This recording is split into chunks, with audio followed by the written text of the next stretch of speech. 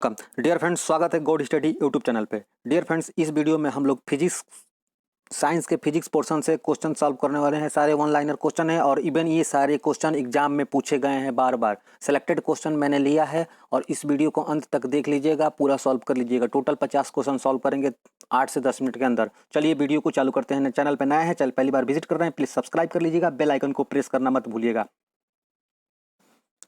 खुल जाओ। भौतिक विज्ञान यानी फिजिक्स के महत्वपूर्ण प्रश्न आपके सामने हाजिर हैं। ठीक है।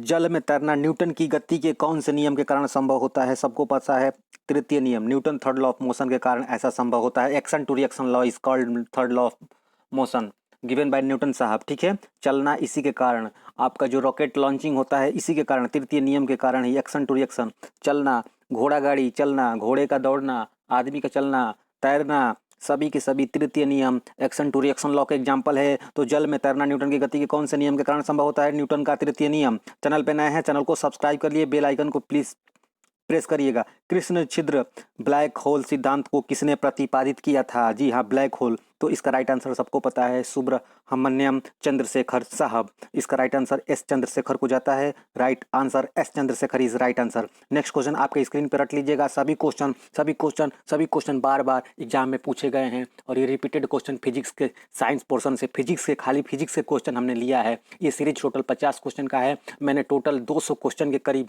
180 क्वेश्चन अभी तक सेलेक्ट कर लिया है और ये सभी हम लोग सॉल्व करेंगे धड़ाधड़, एकदम बिना टाइम वेस्ट किए। तो चैनल को सब्सक्राइब करना मत भूलिए। इसमें थोड़ा सा टाइपिंग में गलत हो गया है हमसे, मेरे टाइपिस्ट साहब हैं उनसे थोड़ा सा गलती हो गया था, उसके लिए मैं माफ़ी चाहूँगा। यहाँ पे बोल रहा है कि ज्योति फ्लक्स, तो ज्योति फ्लक्स का मात्रक क्या होता है? तो राइट आंसर बताइए। तो ज्योति फ्लक्स का जो मात्रक होता है वो ल्यूमेन होता है। क्या होता है? ल्यूमेन। ठीक है, कोई दिक्कत नहीं है, ल्यूमेन होता है। वही बात कर ले आपकी ज्योति तीव्रता की मात्रक, तो ज्योति तीव्रता की मात्रक आपकी कैंडेला होती है। एसआई यूनिट कैंडेला या कैंडिल होती है। कैंडिल या कैंडेला, मैं जब लूसेंट का चैप्टर करा रहा था तो उसमें ये सब बताया हूँ। हालांकि लूसेंट को मैं पूरा भी सॉल्व नहीं करा पाया हूँ। एग्जाम आने दीजिए, सब सॉल्व हो जाएगा। ठीक है, कोई दिक्कत मत, टेंशन ना लीजिए, अभी कोई एग्जाम नहीं होने वाला है। तो ज्योति फ्लक्स किसका मात्रक है? ज्योति फ्लक्स मतलब यहाँ पे थोड़ा सा टाइपिंग एरर है। ज्योति फ्लक्स का मात्रक क्या है? तो ज्योति फ्लक्स का मात्रक क्या है? Lumen. Lumen is right answer. और ज्योति तीव्रता का, तो ज्योति तीव्रता का कौन सा मात्रक होता है? तो ज्योति तीव्रता का मात्रक जो होता है आपका कैंडेला या कैंडिल होता है। ठीक है। नेक्स्ट क्वेश्चन आपके स्क्रीन पे, कौन सी तरंगे शून्य में संचरित नहीं होती है? यानी कि कौन सी जो तरंगे होती है आपकी, इसका राइट आंसर बताइए। शून्य मतलब क्या? शून्य मतलब क्या? तो कौन सी तरंगे शून्य में संचरित नहीं कर सकती, यानी चल नहीं सकती है, ट्रांसमिट नहीं हो सकती है? तो देखिए, ये शून्य का मतलब यहाँ निर्वात से है। शून्य का मतलब निर्वात यानी वैक्यूम। निर्वात समझ रहे हैं ना, वैक्यूम। ठीक है।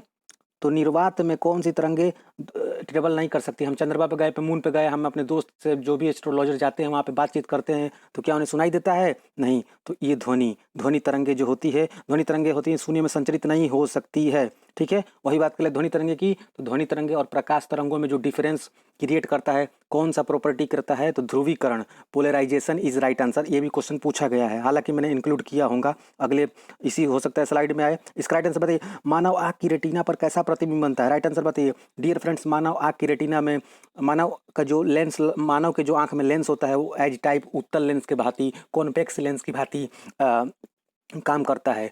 जो उसका रेटिना होता है, रेटिना पर जो प्रतिबिंब बनता है, आप सब समझ गए होंगे कि उत्तल लेंस पर कैसा प्रतिबिंब बनता है। तो राइट आंसर उल्टा बनता है। और जो भी प्रतिबिंब उल्टा बन गया दुनिया में, अगर ये कोई वस्तु है, ये कोई वस्तु ए बी है, कोई वस्तु ए बी है, इसका प्रतिबिंब बनता है उल्टा, A B, A dash B dash, यानी कि ये प्रतिबिंब क्या बनता है? उल्टा। ये प्रतिबिंब क्या बनता है? उल्टा। किस पे? उत्तल लेंस पे। किस पे? उत्तल लेंस पे। किस पे? उत्तल लेंस पे, कॉन्वेक्स लेंस पे। और कॉन्वेक्स लेंस यानी कि हमारे आंख में जो पाया जाता है लेंस, तो मानव की आंख की रेटिना में कैसा प्रतिबिंब बनेगा? तो राइट आंसर वास्तविक और उल्टा। जी हाँ, बिल्कुल, वास्तविक और उल्टा इज राइट आंसर। ठीक है। इन्वर्टेड एंड छोटा मतलब रियल। ठीक है, रियल बनेगा और इन्वर्टेड बनेगा। और जो भी प्रतिबिंब उल्टा बनता है, कहने का बस यही मतलब था कि जो भी प्रतिबिंब अगर उल्टा बन गया, कोई भी प्रतिबिंब उल्टा बन रहा है, कोई भी प्रतिबिंब उल्टा बन रहा है, कोई भी प्रतिबिंब उल्टा बन रहा है, तो वह रियल बनेगा, वास्तविक बनेगा। ठीक है। उत्तल लेंस हमारी आंख में होती है और ये रेटिना पर प्रतिबिंब बनता है। चलिए, पहला पेज खत्म। नेक्स्ट क्वेश्चन बताइए, इसका राइट आंसर बताइए। आंख के किस भाग द्वारा आँख में प्रवेश करने वाले प्रकाश की मात्रा नियंत्रित होती है। लाइट का नियंत्रण, कंट्रोलिंग ऑफ लाइट किसके कारण होता है? तो इसका राइट आंसर होता है आइरिस। आइरिस को जाता है राइट आंसर, आपको पता ही होगा, कोई दिक्कत वाली बात। आइरिस जो एक ऐसा हमारे आँख में जो, पहले तो देखिए एक होता है रेटिना, ठीक है, और एक आइरिस। जो रेटिना होता है डियर फ्रेंड्स, उसमें दो प्रकार की कोशिकाएं मिलकर बनाती है, रेटिना का निर्माण करती है। कौन कौन सा? एक सिलेंड्रिकल कोन और एक आपका कोनिकल कोन, ठीक है। एक शंकु टाइप होता है और एक आपका रोड टाइप का होता है।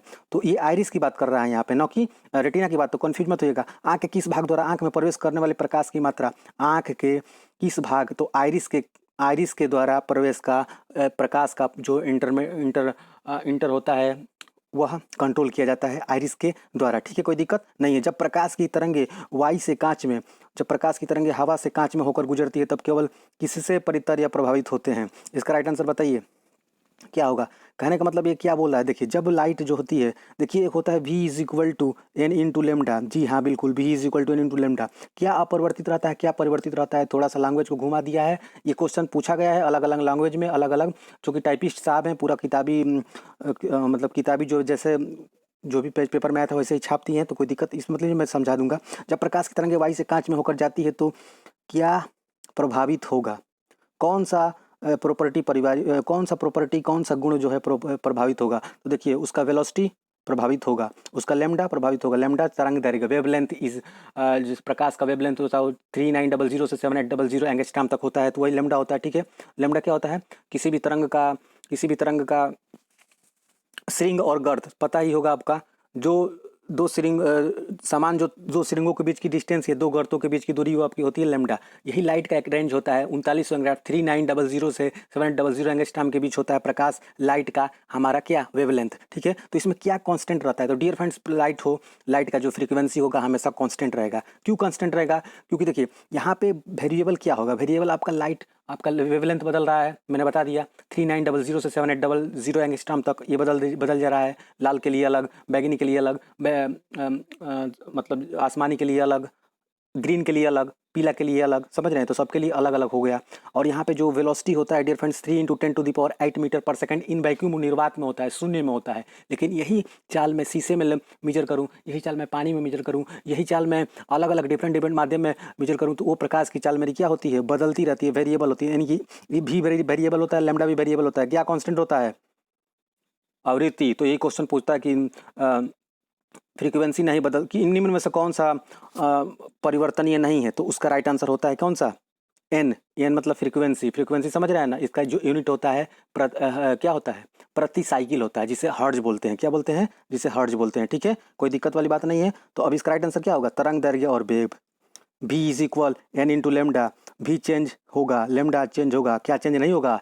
तरंग दैर्घ्य चेंज होगा, वेलोसिटी चेंज होगा, क्या चेंज नहीं होगा? आवृत्ति, फ्रीक्वेंसी चेंज नहीं होता है। तो राइट आंसर इसका समझ गए होंगे। नेक्स्ट क्वेश्चन, पानी में डूबी हुई एक छड़ी किसके कारण मुड़ी हुई प्रतीत होती है? अभी प्रीवियस वीडियो में लाइट चैप्टर पढ़ाए थे तो इसमें बताए थे किसके कारण मुड़ी हुई प्रतीत होती है। तो रिफ्रैक्शन ऑफ लाइट, प्रकाश के अपवर्तन के कारण छड़ मुड़ी हुई प्रतीत होती है, मछली तल से उठी हुई प्रतीत होती है, मछुआरा मछली पे निशाना थोड़ा और गहराई पे मारता है, पैर अगर पानी में हम डिप करके, पानी में डुबो करके बैठे हैं तो पानी पैर में हमारा छोटा दिखाई देता है। ये सारे के सारे कारण किसके हैं? रिफ्रैक्शन ऑफ लाइट, अपवर्तन के कारण। जी बिल्कुल, अपवर्तन, तारे का टिमटिमाना किसके कारण? अपवर्तन के कारण। तारे का टिमटिमाना अपवर्तन के कारण। सूर्योदय या सूर्यास्त से पहले ही सूर्य का दिखाई देना, या लाइट का रिफ्लेक्शन होना किसके कारण? रिफ्लेक्शन ऑफ लाइट, प्रकाश के अपवर्तन के कारण। ठीक है, नेक्स्ट क्वेश्चन, किसी तुल्यकाली उपग्रह की पृथ्वी की सतह से ऊंचाई लगभग कितनी होती है? किसी तुल्यकाली उपग्रह क्या होता है? वह उपग्रह, वह सैटेलाइट जिसका आवर्तकाल 24 घंटा 24 घंटा 24 आवर्स हो 24 घंटा हो, उसे क्या कहते हैं? तुल्यकाली उपग्रह कहते हैं। तो पृथ्वी की सतह से ऊंचाई के लगभग कितनी होती है? उसका जो कितने ऊंचाई से लॉन्च किया जाता है, मतलब ये एक टाइप का स्टेशनरी सैटेलाइट होता है। ये पृथ्वी हो गया और इसी पर टावर लगा दिया जाता है, सैटेलाइट फिक्स कर दिया जाता है। तो 24 घंटे में हमको पता है कि पृथ्वी एक पूरा घूर्णन कर लेती है, एक रोटेशन कर लेती है। तो जब पृथ्वी एक रोटेशन मारेगा तो वो जो टावर लगा होगा कितने, तो 36,000 किलोमीटर इसका राइट आंसर होता है, रट लीजिएगा 36,000 किलोमीटर। ये IAS के इंटरव्यू में भी पूछा गया था, और ये बहुत महत्वपूर्ण क्वेश्चन है। एक हमारे सीनियर हैं जो कि कोचिंग में पढ़ाते हैं, तो उन्होंने ये बताया था, तो उन्होंने इसका राइट आंसर पता नहीं है, बताएं कि नहीं बताएं, लेकिन वो उन्होंने हमको बताया था, मैं पर्सनली आपको बता दे रहा हूँ, 36,000 किलोमीटर इसका राइट आंसर होता है, ठीक है। और इसका अगर आवर्तकाल पूछ ले डियर फ्रेंड्स तो याद करेगा 24 घंटा, कितना 24 घंटा, 24 आवर्स। पृथ्वी का जितना आवर्तकाल होगा उतना ही, ठीक है, कोई दिक्कत नहीं है। नेक्स्ट क्वेश्चन, जब कोई दो वस्तु समानांतर समतल दर्पणों के बीच रखी जाती है तो प्रतिबिंबों की संख्या कितनी होती है? थीटा इज इक्वल टू कितना है 0, तो प्रतिबिंबों की संख्या एन इज इक्वल टू कितना होता है 360 बटा थीटा होता है। थीटा का मान करेंगे 360 में 0 से भाग देंगे तो कितना होगा अनंत, यानी कि दो समानांतर प्रतिबिंबों के बीच, दो समानांतर दर्पणों के बीच प्रतिबिंबों की संख्या कितनी होती है डियर फ्रेंड्स? अनंत होती है। दो समानांतर दर्पण ले लीजिए, एक्सपेरिमेंट करना होता है, छोटे छोटे दो दर्पण होगा घर में, ले लीजिएगा, उसके बीच में कोई वस्तु रख दीजिएगा, देखिएगा उसकी वस्तु का इमेज अनंत बनेगा, आप काउंटिंग नहीं कर पाओगे। कभी भी दो वस्तु है आमने सामने है, अगर 0 डिग्री पे रखा गया है, 0 डिग्री पे रखा गया है, आमने सामने रखा गया है, तो उसमें प्रतिबिंबों की जो बनने वाली संख्या डियर फ्रेंड्स कितनी होगी? अनंत होगी, राइट। आपको पता है, एग्जाम देते हैं, आप पढ़ते हो, आप कंपटीशन देते हो, तो आपको सब पता है कि जितने भी मैंने क्वेश्चन कराया है सभी कितने बार पूछा गया है, तो कोई ये सभी ऑथेंटिक क्वेश्चन लिया गया है, इधर उधर की कोई बात नहीं है। नेक्स्ट क्वेश्चन देखिए, ज़्यादा बात नहीं करते हैं, अनंत संख्या, ठीक है। महासागर में डूबी हुई वस्तुओं का, ये तो इतना बार पूछा गया कि मैं बता नहीं सकता हूँ। सोनार, सोनार इज राइट आंसर, ठीक है। साउंड नेविगेशन एंड रेंजिंग, सोनार का फुल फॉर्म होता है, मैं लिख दे रहा हूँ, SONAR, ठीक है, कोई दिक्कत नहीं है। आगे बढ़िए, चलिए बताइए, ट्यूबलाइट में व्यय ऊर्जा का कितना परसेंट? 70%, 60%, बस लाइट में बदल जाता है। और बाकी क्या होता है? 30%, 40% क्या होता है? हीट में बदल जाता है। राइट आंसर देख लीजिए, 60 से 70%। पुराना क्वेश्चन है, अब नहीं पूछेगा इसको, टेंशन ना लीजिए। चलिए आगे बढ़िए, धूप से बचने के लिए छाते में रंग संयोजन किस प्रकार उचित है? ये बहुत पुराना क्वेश्चन, बहुत बार पूछा गया। जो छतरी होता है डियर फ्रेंड्स, जो छतरी होता है डियर फ्रेंड्स, जो छतरी होता है, बोल रहा है कि धूप से बचने के लिए छाता का रंग कलर कैसा होना चाहिए? तो डियर फ्रेंड्स, हम जानते हैं कि व्हाइट कलर होता है, जो सभी प्रकाश को, सभी प्रकार के वेवलेंथ को रिफ्लेक्ट कर देता है, रिफ्लेक्स कर देता है। तो ऊपर सफ़ेद होना चाहिए, यानी कि ऊपर व्हाइट और नीचे वाला क्या होना चाहिए? काला। तो इसका राइट आंसर क्या होगा? ऊपर सफेद और नीचे काला, ठीक है। नेक्स्ट क्वेश्चन, कौन सी प्रक्रिया प्रकाश की और ध्वनि दोनों में घटित नहीं होती? पोलराइजेशन इज राइट आंसर, ध्रुवीकरण इज राइट आंसर। सबको पता है ध्रुवीकरण से ही हम प्रकाश का और लाइट के बीच में डिफरेंस पैदा करते हैं और क्रिएट करते हैं और पहचान पाते हैं कि कौन सा लाइट है कौन सा प्रकाश है। ध्रुवीकरण, पोलराइजेशन, यह क्या है? पोलराइजेशन है, ठीक है, इसका राइट आंसर। नेक्स्ट क्वेश्चन, पृथ्वी के गुरुत्वाकर्षण का कितना भाग चंद्रमा के गुरुत्वाकर्षण के सबसे 1/6? 1/6 क्या दिक्कत है? 1/6। अगर कोई व्यक्ति पृथ्वी पे 60 kg का है तो चंद्रमा पर कितने kg का होगा? तो 60/6, 10 kg का होगा। पढ़े होंगे, बार बार पूछा गया ये क्वेश्चन। अगर कोई व्यक्ति पृथ्वी पे 120 kg का है तो चंद्रमा पर कितने kg का होगा? राइट आंसर आप बता सकते हो, कमेंट बॉक्स में, कोई दिक्कत नहीं है, नहीं भी बता सकते हो। नेक्स्ट क्वेश्चन आपके सामने। हाँ, एक और बात डिस्कस करना चाहूँगा। देखिए डियर फ्रेंड्स, एक मास होता है या एक क्या होता है? वेट होता है। वेट मतलब क्या होता है? भार होता है। भार एक बल होता है, एक भार बल होता है जिससे पृथ्वी अपने केंद्र की तरफ किसी भी वस्तु को जिस बल से खींचती है वही मेरा भार होता है। भार का यूनिट होता है न्यूटन होता है। भार जो मेरा होता है वेक्टर क्वांटिटी, सदिश राशि होता है। मास डियर फ्रेंड्स जो होता है मेरा एक अचर, एक कांस्टेंट वैल्यू होती है किसी भी पदार्थ की, जो उसमें उपस्थित मैग्नीट्यूड का अमाउंट जो होता है, amount of magnitude is called मास। जो अमाउंट होता है किसी भी पदार्थ का कुछ अमाउंट से मिलके बना होगा, कुछ मोल से मिलके बना होगा, समझ रहे हैं हम, कुछ मॉलिक्यूल होंगे उसके, उन मॉलिक्यूलों का जब इकट्ठा कर लेंगे तो उसका जो परिमाण आएगा, जो उसका रिजल्टेंट आएगा, वही मेरा क्या होता है डियर फ्रेंड्स? मास होता है। ये बदलता नहीं है, ये कभी भी कहीं भी चले जाए, मंगल ग्रह पे जाकर रहेंगे कुछ दिन के बाद, कुछ सालों के बाद, कहीं भी चले जाए, चंद्रमा पे चले जाए, mass always is constant and weight is always variable, क्योंकि W is equal to M/G। जहाँ पे G तो बदल रहा है, यहाँ के लिए अलग, मैं इलाहाबाद में हूँ इस टाइम में तो इलाहाबाद के लिए G अलग, मैं दिल्ली में गया तो G अलग। क्यों? क्योंकि G इज इक्वल होता है, G इज इक्वल टू होता है Gm/r²। तो हमको पता है कि पृथ्वी का जो R है हमेशा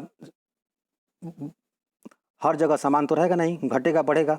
R की जो वैल्यू है वह घटेगी बढ़ेगी, तो G इज इक्वल होता है Gm/r²। कोई दिक्कत नहीं है।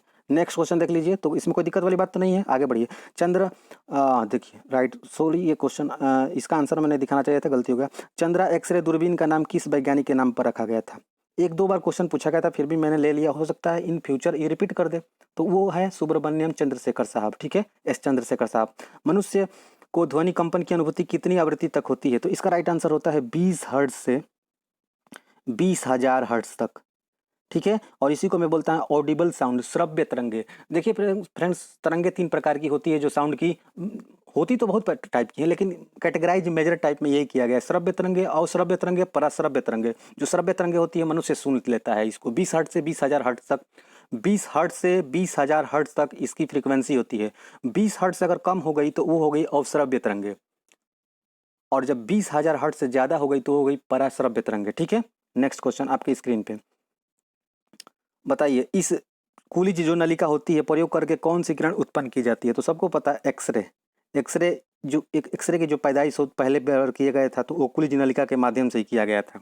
अब कुलिज नलिका क्या है उतना डीप में नहीं जाना है। जब जर्मेनियम और आर्सेनिक परमाणु, जब जर्मेनियम को आर्सेनिक में मिलाया जाता है तो क्या बनता है? बताइए इसका राइट आंसर। देखिए जर्मेनियम भी अर्धचालक है, आपने बोला यस। आर्सेनिक भी क्या है आपका? अर्धचालक है। दोनों को मिलाएंगे तो क्या बनेगा? तो इस जब दोनों को मिलाएंगे तो राइट आंसर बताइए इसका। देखिए ये सेमीकंडक्टर है, ये भी सेमीकंडक्टर है, और सेमीकंडक्टर सेमीकंडक्टर में मिलता है तो सेमीकंडक्टर ही बनता है। लेकिन सेमीकंडक्टर तो कई टाइप के होते हैं, लेकिन मेजर रूप में अगर मैं सेमीकंडक्टर को डिवाइड करूं तो external type, internal type, whole type, और आपका एक आपका होल टाइप कोटर टाइप का होता है, होल टाइप का होता है, तो सबको पता है। तो यह जब याद कर लीजिएगा इसको, जर्मेनियम में आर्सेनिक का परमाणु जब मिलाएंगे तो हमेशा आपका एक्सटर्नल टाइप का बनता है। किसा? एक्सटर्नल टाइप का सेमीकंडक्टर बनता है, इंटरनल टाइप का नहीं बनता है। बस रट लीजिएगा इसको, ध्यान में ज़्यादा रखिएगा। ठीक है, आगे बढ़िए। दूर की वस्तुओं के निरीक्षण के लिए, दूर की वस्तुओं के निरीक्षण के लिए किस यंत्र का प्रयोग किया? दूरबीन। बस दूरबीन, तो उसे दूरदर्शी कहते हैं, प्रकाशीय। उसे जैसे साइंस के लैंग्वेज में प्रकाशीय दूरदर्शी कहेंगे, दूरबीन। ठीक है, नेक्स्ट क्वेश्चन। बताइए इसका राइट आंसर। निकट दृष्टि दोष के निवारण के लिए, चलिए इसका राइट आंसर आप बताएंगे कमेंट बॉक्स में। निकट दृष्टि दोष के निवारण के लिए कौन सा लेंस यूज किया जाता है? निकट दृष्टि दोष को निकट दृष्टि दोष को कौन सा बोलते हैं? मायोपिया बोलते हैं। ठीक है, और दूर दृष्टि दोष को हाइपर मेट्रोपिया बोलते हैं। निकट दृष्टि दोष के निवारण के लिए कौन सा लेंस और दूर दृष्टि दोष के निवारण के लिए कौन सा लेंस, कमेंट बॉक्स में बता सकते हो आप। नेक्स्ट क्वेश्चन आपके नहीं, आपको आंसर नहीं दिखाएंगे हम। चलिए बताइए, पदार्थ के संवेग और वेग के अनुपात से द्रव्यमान की कौन सी राशि? इसका राइट आंसर बताइए। यहाँ पे मेरे टाइपिस्ट साहब की गलती है। चलिए इसका राइट आंसर बताइए, खुला हुआ प्रश्न है, आप इसका आंसर आप चीट भी नहीं कर सकते हो। बताइए पदार्थ के संवेग और वेग के अनुपात से क्या बनता है? एकदम इजी क्वेश्चन, प्यारा क्वेश्चन, बार बार पूछा गया क्वेश्चन, रिपीटेड क्वेश्चन। इसका राइट आंसर क्या होता है? संवेग P is equal to m into v. किसी भी द्रव्यमान को किस वेलोसिटी से मैं मूव करा दे रहा हूँ वही मेरा संवेग होता है, और वेग जो होता है v होता है। इसको जब मैं भाग दे दिया, डिवाइड कर दिया, तो मेरा आएगा मास, द्रव्यमान, और द्रव्यमान जो होता है मेरा अदिश राशि, स्केलर क्वांटिटी होता है। तो इसका राइट आंसर डियर फ्रेंड्स किसको जाएगा? मास को, द्रव्यमान को। क्या? द्रव्यमान को। ओके, आगे बढ़िए।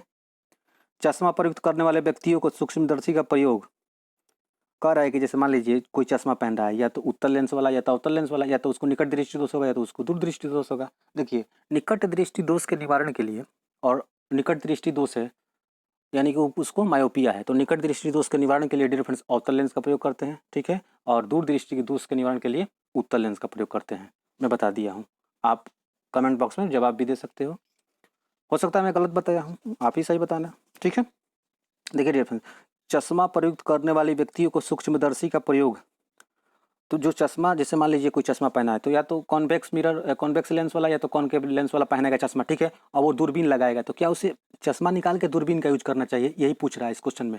देखिए जब चश्मा लगा लिया कोई भी व्यक्ति, तो उसकी जो रेंज होगी 25 सेंटीमीटर ही होगी। वो सामंजस्य जो डिस्टेंस होता है, एडजस्टेबल जो डिस्टेंस होता है, वही 25 सेंटीमीटर ही होता है। तो वो जो लेंस है उसके आँख का एक अभिन्न अंग बन जाता है, तो उसको निकालने की ज़रूरत नहीं होती है। तो चश्मा पहन के ही काम करेगा, निकाल के काम करेगा तो फिर गड़बड़ है। तो चश्मा पहनेगा, कोई दिक्कत वाली बात नहीं है। ठीक है, समझ में आ गया होगा। नेक्स्ट क्वेश्चन, प्रकाश के प्रकारों में से नीला और लाल पौधे द्वारा क्या होता है? तो प्रकाश के प्रकारों में से नीला और लाल पौधे द्वारा क्या होता है बताइए, तो राइट आंसर इसका तो दी तीव्र अवशोषण। क्यों? वेवलेंथ के कारण, लेमडा का ही बस चक्कर है यहाँ पे। किसको नली में तंतु को गर्म करके पैदा करते हैं? किसको नली में, जैसे मान लीजिए कौन सा है, तो इसका राइट आंसर बताइए। नली में तंतु को गर्म, देखिए डियर फ्रेंड्स मैं बता दे रहा हूँ, तंतु क्या होता है आपका? मटेरियल का, कुछ मेटल का बना होता होगा। तो मेटल का जब तंतु बना है तो उसको हीट करेंगे तो पहले वो रेड होगा। ठीक है, उसके बाद से रेड हॉट होगा, समझिएगा। उसके बाद से यूलिस टाइप का होगा, येलो टाइप का होगा, पीला पीला टाइप का। ठीक है, येलो टाइप का होगा। उसके बाद से अगले ही क्षण वो कन्वर्ट हो जाएगा, उसकी वेवलेंथ कन्वर्ट हो जाएगी लाइट के रेंज में, यानी कि श्वेत प्रकाश के रेंज में। तो समझ रहे हैं? तो किसको, नली में तंतु को यहाँ पे गर्म करके पैदा की करते हैं, तो वो लाइट, वाइट लाइट, ठीक है, श्वेत प्रकाश। क्यों? क्योंकि श्वेत प्रकाश के बाद अब कुछ नहीं होता है, समझिएगा। श्वेत प्रकाश शुरुआत में अगर पूछता कि प्रारंभिक स्टेज क्या है तो आप बोलते कि रेड। सेकेंड स्टेज पूछता, हालांकि ऐसा डीप प्रश्न क्वेश्चन करने वाला नहीं, फिर भी लेके चलते हैं सेफ्टी फैक्टर, पूछ लेता रेड, रेड मार देते शुरुआती में। सेकेंड वाला पूछता तो रेड हॉट, थर्ड वाला पूछता येलो, और सबसे लास्ट वाला तो बता दिया श्वेत प्रकाश लाइट, ठीक है, कोई दिक्कत नहीं है। आगे बढ़िए। विद्युत चुंबकीय प्रेरण के नियमों का उपयोग किसने को बनाने में किया जाता है, बताइए राइट आंसर इसका। देखिए डियर फ्रेंड्स, विद्युत चुंबकीय प्रेरण के नियमों का उपयोग किसको बनाने में किया जाता है, सबको पता है। देखिए जो एक होता है आपका जनरेटर, जनरेटर क्या होता है, तो जनरेटर का मैकेनिकल एनर्जी को इलेक्ट्रिकल एनर्जी में या केमिकल एनर्जी को इलेक्ट्रिकल एनर्जी में कन्वर्ट करता है। समझिए जनरेटर क्या होता है। जनरेटर में मान लीजिए आप डीजल डालते हो, तो डीजल क्या है, केमिकल है। उसके पहले आप क्या करते हो, उसके जो आर्मेचर होता है उसको घुमाते हो, शाफ्ट को घुमाते हो। तो जब mechanical energy to electrical energy, बिजली पैदा करता है कि नहीं जनरेटर, तो विद्युत चुंबकीय प्रेरण के नियम पे ये काम करता है। तो राइट आंसर होगा जनित्र, जनित्र को जनरेटर बोलते हैं, ठीक है। अगला क्वेश्चन आपके स्क्रीन पर, लगभग 20 डिग्री सेल्सियस तापक्रम पर किसके माध्यम में ध्वनि की गति अधिकतम रहेगी, बताइए राइट आंसर। देखिए ये क्वेश्चन पूछा गया है और उस ऑप्शन में लोहा था, समझिएगा, ठीक है। और भी क्या नाम है, और भी लकड़ी था, लोहा था, आपका ब्रोंज था, ठीक है। तो इसका राइट आंसर क्या होगा, तो सबको पता है कि लोहे में सबसे ज़्यादा होती है, और उससे भी ज़्यादा किस में होती है, कमेंट करके आप बता सकते हो। लोहा से भी अधिक विद्युत का, लोहा आयरन से भी अधिक सबसे अधिक किस में होता है, कौन सा मेटल होता है जिसमें ध्वनि की जो स्पीड होती है, ध्वनि की वेलोसिटी होती है, ध्वनि की चाल सबसे अधिक होती है। तो लोहा तो सेकंड है, लेकिन फर्स्ट नंबर पे कौन सा, आप कमेंट बॉक्स में जरूर बताइएगा, पता होगा तो।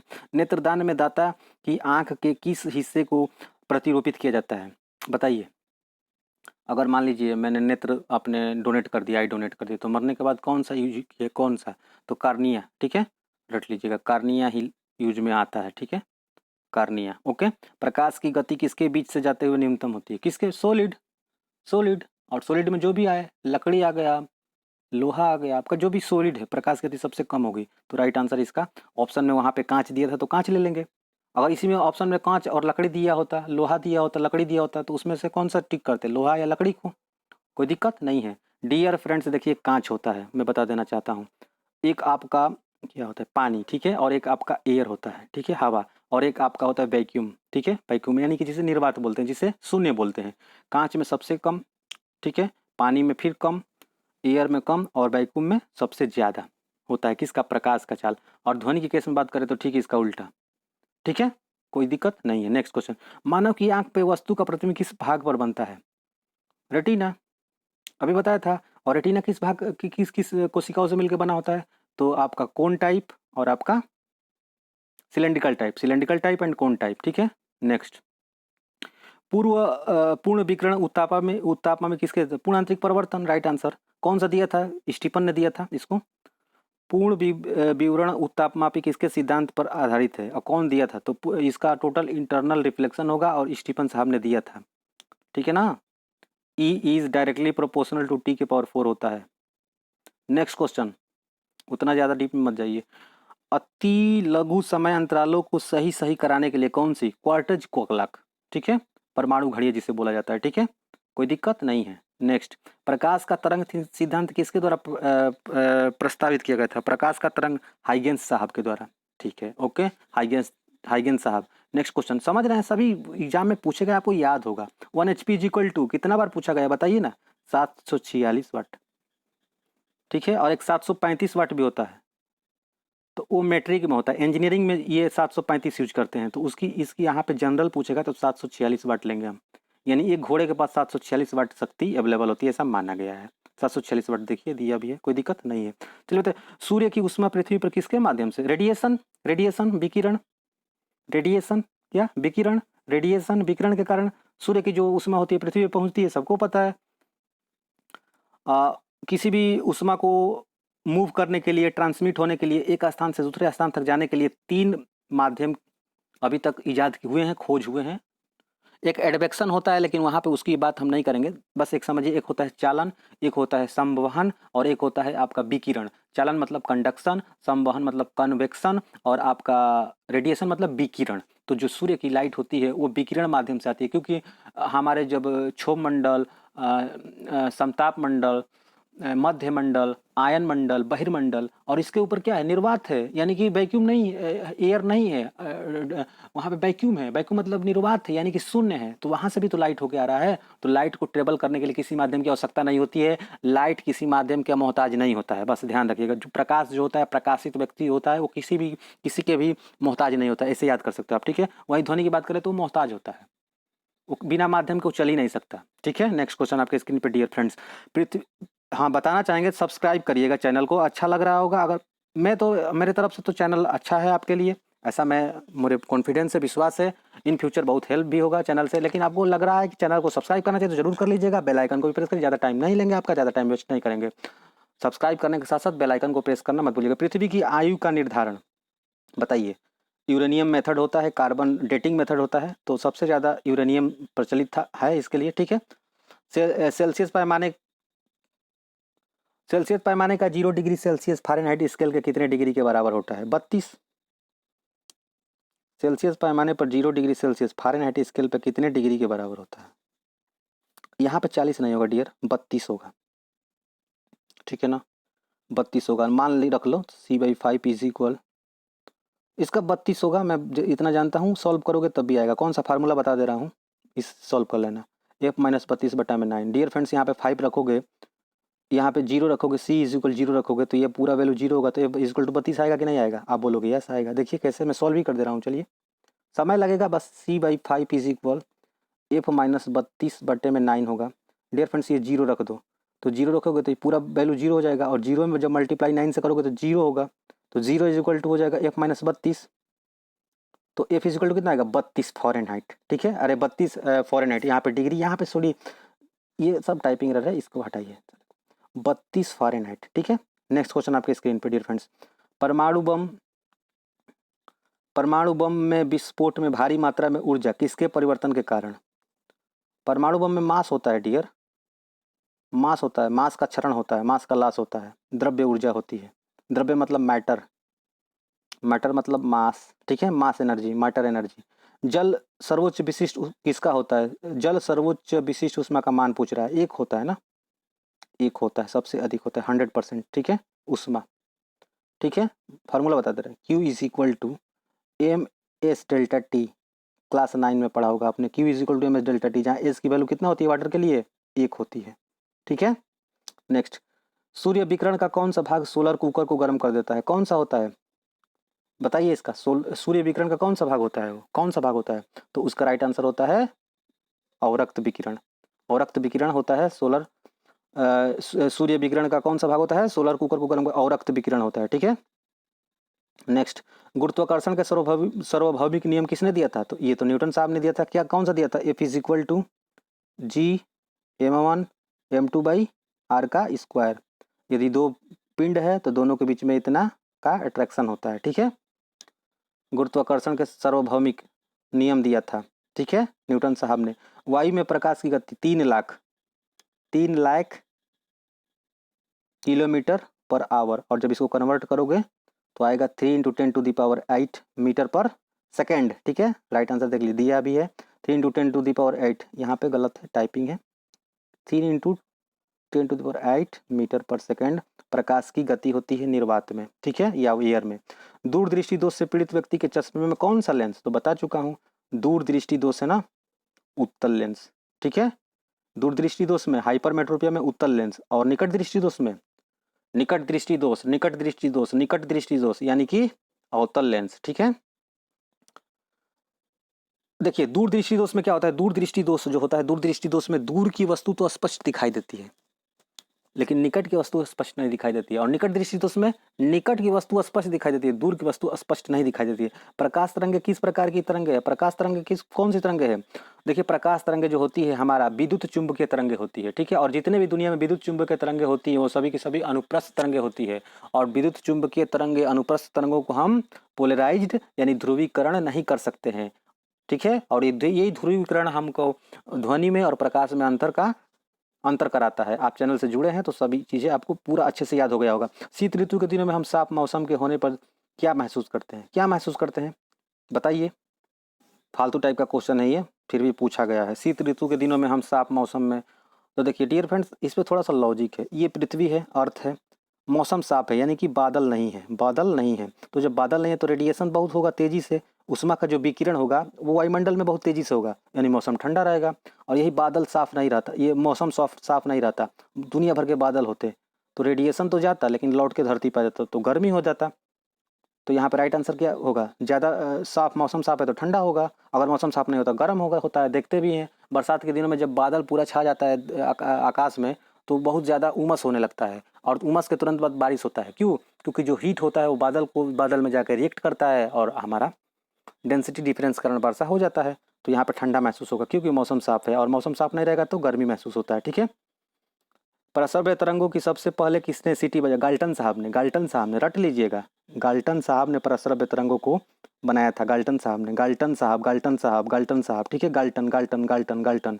नेक्स्ट क्वेश्चन आपके स्क्रीन पर। डियर फ्रेंड्स, चैनल को सब्सक्राइब कर लीजिएगा, बेल आइकन को प्रेस कर लीजिएगा, और प्लीज़ दोस्तों के साथ वीडियो को जरूर शेयर करिएगा। प्रकाश के विद्युत चुंबकीय स्वरूप की खोज किसने की थी? तो प्रकाश के विद्युत चुंबकीय स्वरूप की खोज किसने की थी? राइट आंसर बताइए इसका।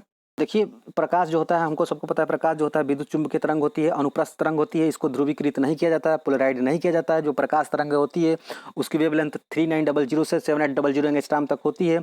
तो इसका खोज किसने किया था? मैक्सवेल ने तो किया था। राइट आंसर मैक्सवेल होगा। पूछा गया है क्वेश्चन, क्यूरी रेडियो एक्टिविटी किसकी इकाई है? क्यूरी किसकी इकाई है भाई? रेडियो धर्मिता की है, रेडियो एक्टिविटी की इकाई है।